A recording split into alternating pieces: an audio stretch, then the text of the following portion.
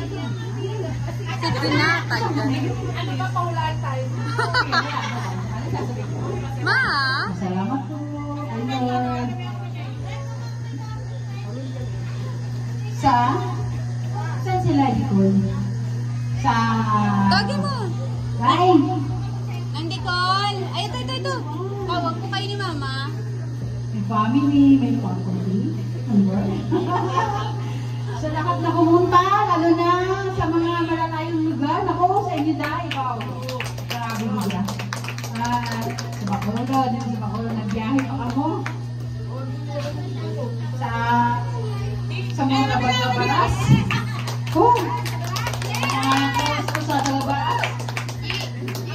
Sa mga friends ko, mga kapitbahay ko. Inuman tayo mamaya. Halabanan ko kayo. Sa mga lahat, bigyan sa lahat. Sa anak mo.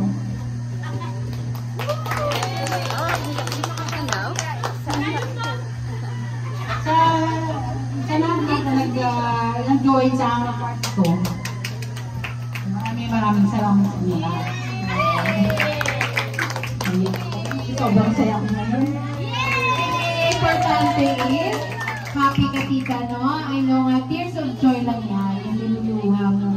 So, alam ko na lahat kami dito ay natutuwa dahil dumating ka sa edad na ito, no?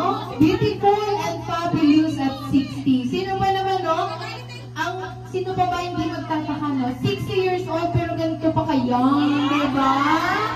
Sino hindi nag-agree? Inuwa ang pagkain.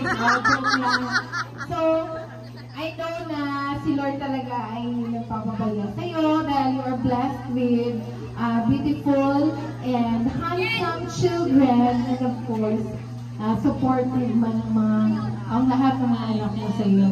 And I hope na i-bless ka pa ni Lord. I know nga ganun din ang pananamin ng lahat ng ito. Na maging masaya ka, no?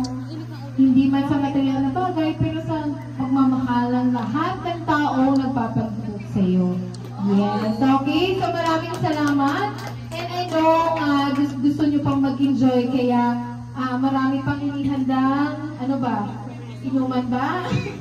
Karaoke ba? Kung ano-ano pa dyan ang gusto nyo gawin, I hope mag-enjoy tayo ngayong hapon. Okay? Maraming salamat and this is it na talaga. So enjoy the rest of the day. Maraming salamat!